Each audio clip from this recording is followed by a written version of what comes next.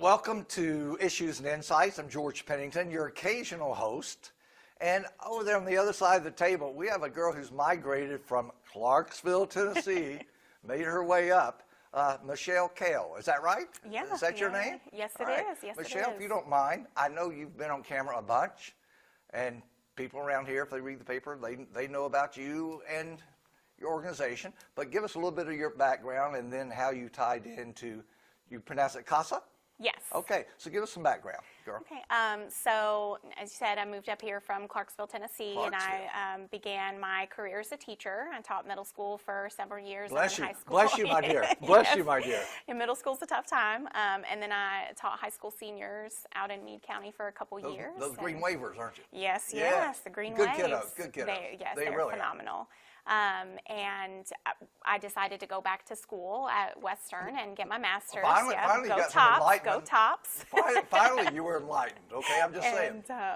And while I was there, I met a wonderful lady named Allison. She was my academic advisor, and she Allison Youngblood. Allison Youngblood. And she actually had a long history with CASA and served as a board member for CASA of South Central Kentucky down in Bowling Green. Okay. And I had an opportunity to do some consultation work with them, which was really my first experience with CASA. And I just got connected down there really well and really enjoyed the mission. And so when the position came available here locally for the executive director, I turned in my resume, and I was certain that they were not going to hire an English teacher, but they did. And so I've been with CASA a little over a year now, and we're court-appointed special advocates. And Court-appointed special advocate. That's how we get CASA, right? Yes, Okay. yep, that's what CASA stands for. I'm a little slow, but I'll pick it up. Yeah, we get a lot of jokes, a lot of house jokes, but we're court-appointed special advocates, Okay. and we provide community volunteers. We train and recruit community volunteers who then advocate for children who have suffered from abuse, neglect, or dependency within our local court systems. And and as of August of 2023, we are now serving both Hardin and LaRue County. So two counties. Okay. Yes. Gotcha. Is that typical for the CASA setup? A couple of counties? Yeah, most actually we were the only program that was only serving one county for quite a while, and so most of the programs have almost like a little region where they've got like a main kind of hub where most of the population is, and then they've got a couple of counties on the outskirts of that. So so we're excited to be able to, you know, to start serving a larger portion of our community. Okay, gotcha. And what year did you come up here? Let's see, my husband and I got married in 2017, and so so I've been living here since then. You're still newlyweds? Yeah, Kinda? we're going on a little bit, yeah. Well, we've been together for 14 years, even though we've only been married for 7. Yeah, so yeah, I understand. Say no so more. I'm like, I've done a little more time than's on paper, so. Done time. I'm not going to put that in quotes. Yeah, you've done your time. Yeah, I have. So I've been here since 2017. So are y'all enjoying the Hardin County experience? We love it. Yeah, this is home for us, and we don't have any plans to go anywhere else. So. And you were telling me the whole group migrated up, right? Yes, yeah. So his family is originally from Hardin County. Both of his. Oh, they are? Yes, and they went to North Hardin and graduated. And then military took them elsewhere, and my father-in-law was at Fort Knox when my husband and I graduated high school, and so my husband moved up here and decided to go to Elizabethtown Community Technical College, and then we got married, and I moved up here, and then everybody else kind of came back and settled here as well. So we've got a lot of family in the area now that have kind of come back, and we love it here. So this is home for us. Well, good. And we're happy, and I'm happy to be a part of something that is able to give back to our community and the place that we call home. So. Okay. Well, you guys seem to be in the paper a lot. Okay. You seem to be. We try. And out and about in interviews like this. So what's the latest project? What's the T-shirt project that I saw something in the paper about? So April is Child Abuse Prevention Month, and it's an awareness campaign that we started last year, and I've actually got on last year's Friend of CASA T-shirt. And so this year we are selling our Friend of CASA T-shirts again for $15. Okay. And you can go to casaheartland.org to click on the link to purchase those. And our goal is to really create a sea of blue throughout the community during the month of April, because blue is the color for child abuse prevention. Okay. And it's really just to raise awareness that, you know, abuse and neglect is something that it happens in our community, unfortunately. CASA would not exist if it didn't. And, you know, unfortunately, it's something that's happening, and we really just want to raise awareness within our community and show support for the children who have suffered from abuse and neglect, and show that, you know, CASA is a support system that goes, you know, deeper than just our staff and our volunteers, that we do have, you know, friends of CASA in the community who are showing support for these kiddos who, you know, who have suffered from abuse and neglect. I got you. Yeah. Now, didn't I see that Wilson and Muir, they bought a bunch of shirts or something? Yes, Didn't I see that in the paper? yes, and so we're really encouraging businesses. One of my favorite things is Wilson and Muir bought shirts for all of their employees to wear right? throughout April. Lee's Famous Chicken in Radcliffe purchased shirts good. for all of their employees. And that's a really, really neat way to support, because you know, then you're wearing your support, you know, throughout the month of April for the community to see. And we have a lot of businesses that do that, you know, will take a big group picture and send it to us, or, you know, post it on Facebook or Instagram. And then we're able to share that. And it gives us a great opportunity, like I said, to just raise awareness and show support for the children that we serve. Gotcha. If someone comes to you and says, Michelle Kale, I don't want to volunteer, but I want to volunteer my husband. No. Or say, I'm interested in volunteering. What's that look like? Do they go through training? How's that work? Yes. I will say, first of all, one of the big misconceptions about volunteering is, you know, if I work full-time, like, or I've got kids, like, I can't do it. But we have several volunteers who, you know, work full-time jobs, you know, who have kiddos of their own. And so I would say on average about 5 to 10 hours a month is what our volunteers spend volunteering. And kind of what that process looks like to prepare them for that advocacy is, you know, there's an application and an interview, which, you know, it sometimes sounds intimidating, but it's really just an opportunity for us to sit down and as a program, as a staff, get to know who we're bringing in to advocate for these children. We do several background checks, and then the next step is to get them signed up for training. And most people know Patty Mayhew. She's our recruitment and training specialist, and she will get them signed up for training, and that training total ends up being about 30 hours. Is that online training, in person? It's a little bit of both. So the first several weeks are on Zoom, online, and then there's some homework that's mixed into that time as well. And so usually, you know, Patty will do a Zoom call with our group that's coming in, and kind of work them through, like, this is what the setup and the process for training is going to look like, and then kind of get them started on, you know, what terms they need to know, what their role is as a CASA, how the staff supports them. And the training usually takes about 6 weeks, and usually those last 2 sessions, we've moved those to in-person, because we've got some good hands-on activities that they can participate in to help better prepare them to serve as an advocate.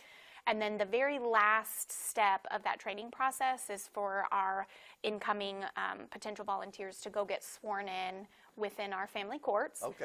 So we usually are able to get them sworn in with Judge Blair in the morning, and then they'll do a court observation with Judge Blair, court observation in the afternoon with Judge Hall, and then we'll take them over to LaRue County and get sworn in with Judge McMahon Miller the following week, and let them observe court there as well. And then once they have that kind of under their belt and see what the court proceedings are and how that works, then we sit down and try to look over a couple of cases with them to see what's going to be their best fit. I see. And we have our volunteers fill out a questionnaire too. You know, I always use the example that, you know, I really felt good about working with big kids from my time teaching, and I feel good about bonding with them. But I have a 5-year-old at home, and so for me, it would be hard to serve as an advocate on a case with a little one, because it hits a little too close for home for me. Sure. But my experience working with older kids, like I feel like I would be really, really well suited for that. Okay. So we try to have like a really good dialogue with our incoming advocates about, what they feel comfortable with, and match them with a case that's going to, help them build confidence Sure. in their advocacy. Now, typically, that volunteer that you just swore in, they did their training. What would be their caseload? 1 or 2 children, or how's that work? So that varies, because we have some cases that might have, 6 to 8 kiddos on it. Oh, is that right? And Okay. we have some cases that have, 1 child. And so that's where that dialogue takes place. And most of the time, most of our advocates serve on 1 case, but we have several advocates, especially advocates who, maybe are retired, that they're like, what, I think I want to take on a 2nd case. Okay. And then some of our larger cases, we've actually had husband and wives advocate together, or, 2 sisters or 2 brothers or siblings that come in and want to advocate Oh, for together. real? And they're Okay. like, what, we want to do this as a team and That work makes on a sense. bigger case. They do it on The Voice now. So yeah, they so, do. So why not? So why not? Why not with CASA? Yeah. So we try to be flexible in that sense, just to make sure our advocates are supported and are comfortable with with the kids that they're advocating for, and that it's a good fit for them, and make sure that we match them up to where they works with their schedule and everything as well. If someone had one case, sometimes would that involve siblings in a household? One case can involve more than 1 child or something? Yes, and one of the issues that we face is sometimes those siblings get split up. Okay. And so I can say that we have one specific CASA team. It's a Right. husband and wife, and they were on a case where there were several children, and they were in 3 different locations. Okay. And so it was really good for them to be able to kind of divide and conquer visiting those kiddos, because it was a little bit more taxing in terms of time and energy. Yeah.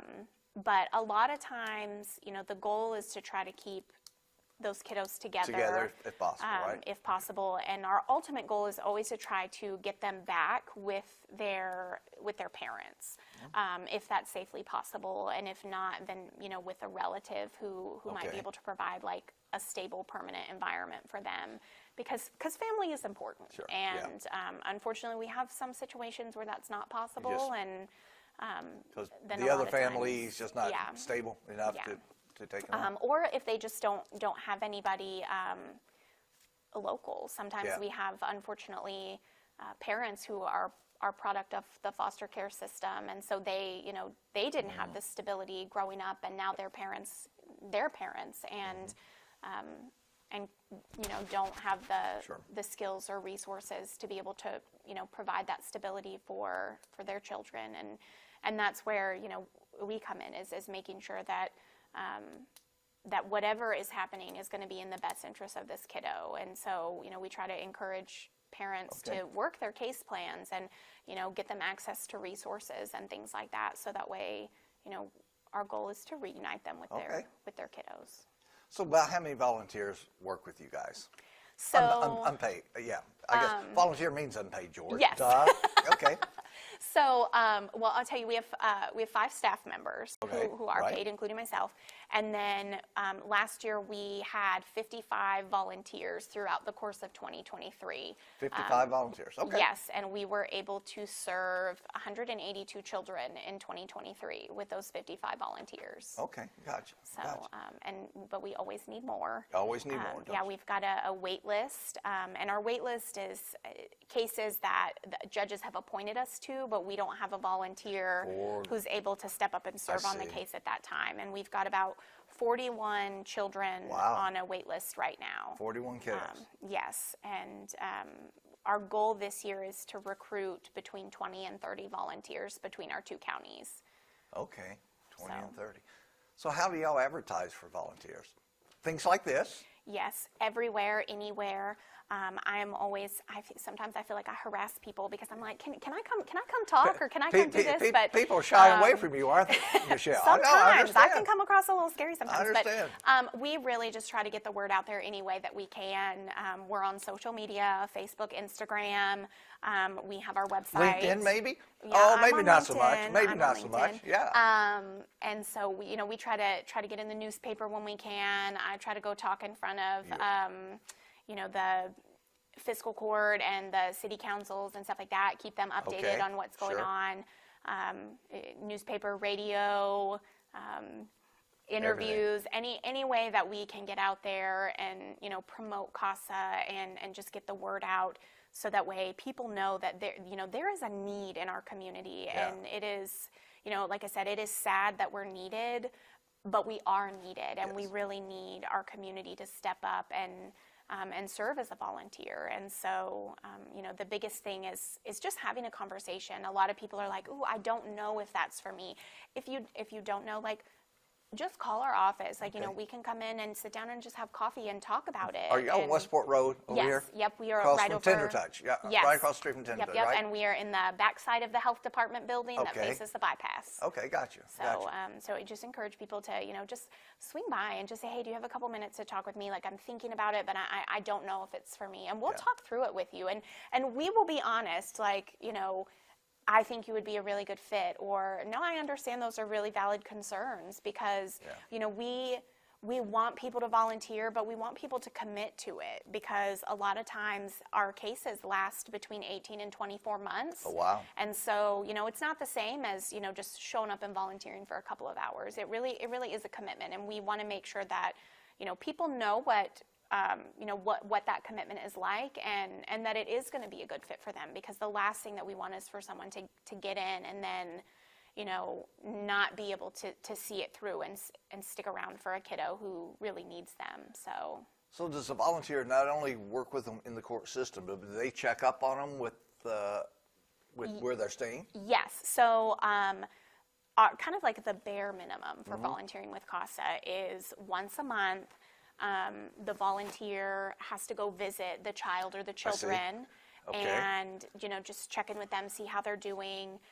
We have some volunteers, who will go and just sit down and talk with them for a little while. We've got some who have taken cookies, and they've baked cookies together, or taken board games and played board games together, because we really are just trying to build a relationship with that kiddo and get to know them, because that's how we figure out what's best for them.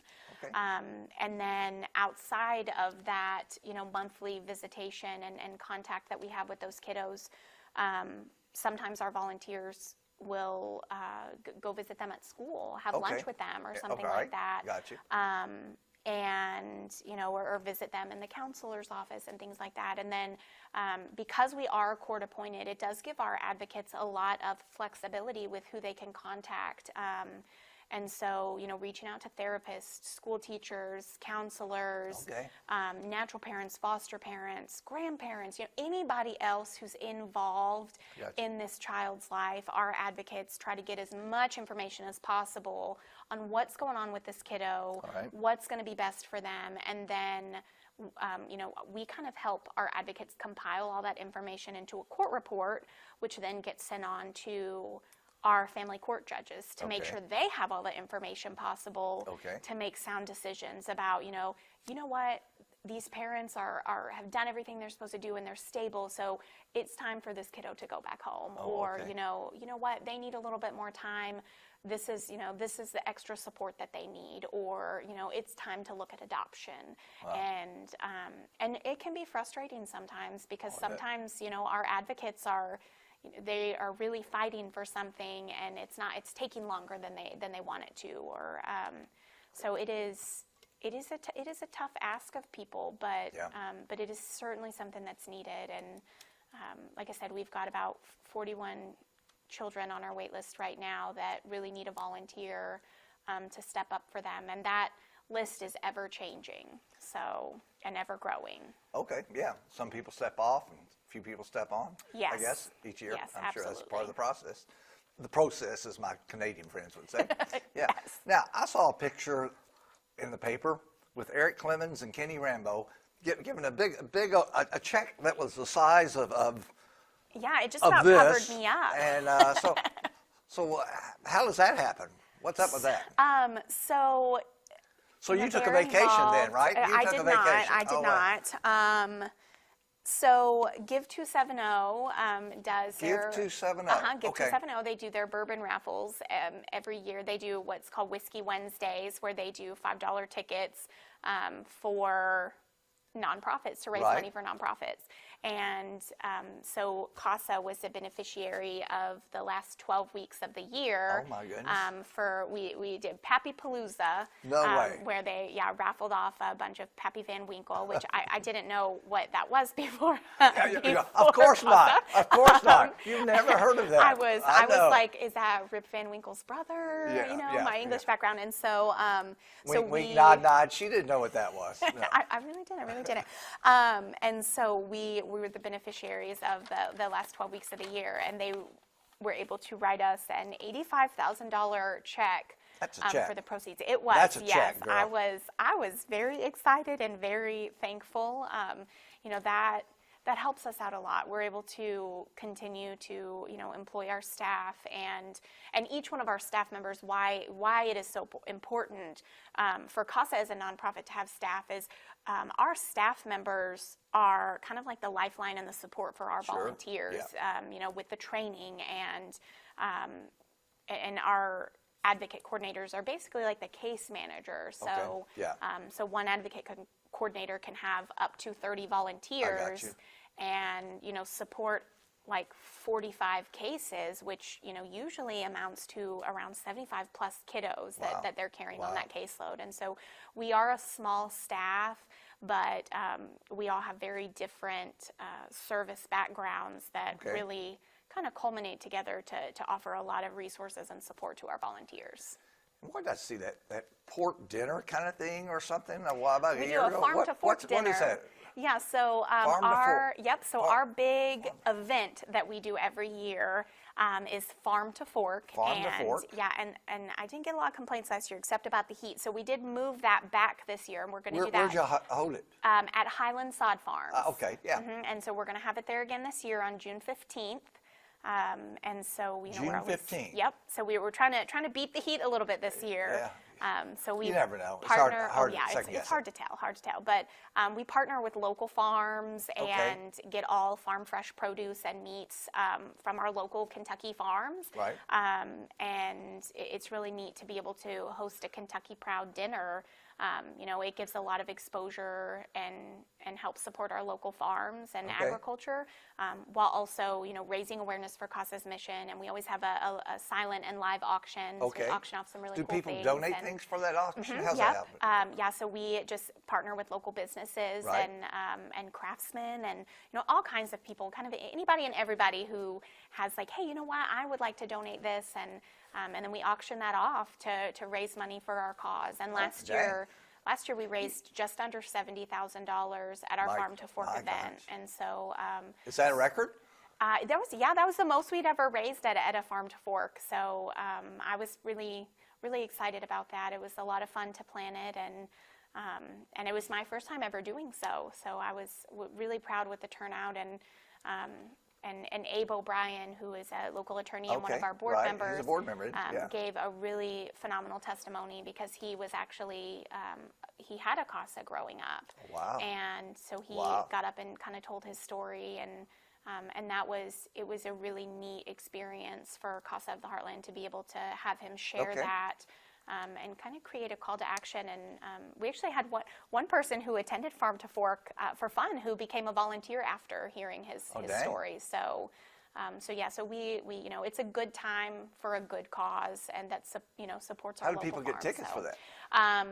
So we do sponsorships and ticket sales, and we will open that site up, or that form up here On your probably in the website? next, on our website. And your website is? CASAHeartland.org. So CASAHeartland.org. Okay, so gotcha. you can go there if you're looking to purchase a T-shirt, get your Right. Farm to Fork tickets, come out to our pinwheel planning. Any information that we have is we put up there. If you're Gotcha. interested in volunteering, that's where our volunteer application is.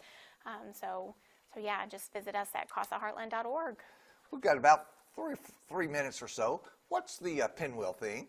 So Pinwheels for Prevention is a national campaign that was started by Prevent Child Abuse America several years ago. Okay. And they're, little silver and blue pinwheels that Right. they really kind of exemplify happy, healthy childhood. Okay. And to kick off Child Abuse Prevention Month, which is in April, we are hosting 2 pinwheel plantings.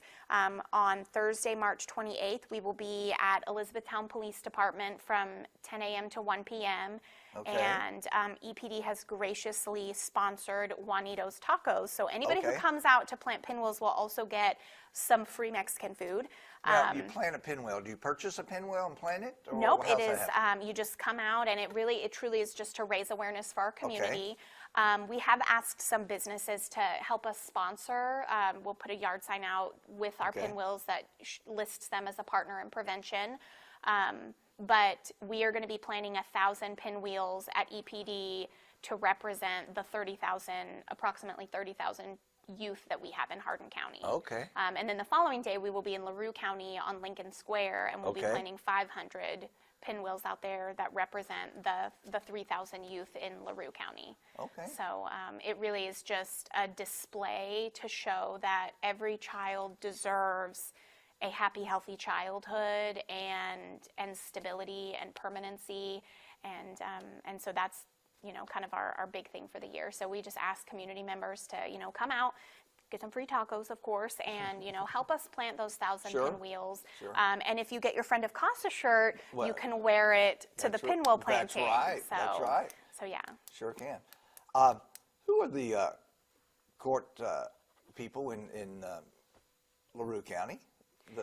The judges that work with court? So we have one family court judge in LaRue County. It is Teresa Renee McMahon Miller, All right. Judge McMahon Miller, and she actually served as an attorney for both Hardin and LaRue County for several years prior to taking the bench. Gotcha. And who did you say is E-Town? We've got Judge Don Blair, Blair. and Judge Brent Hall. Okay, and then Brown. Okay, Yes. yeah. Well, we've got about 2 minutes. Anything you want to tell? How can they contact you guys, et cetera? Any loose ends you want to tie up? We really need volunteers, and so if you are thinking about becoming a volunteer, but need to talk more about it, give us a call. Our number is 270-982-2274.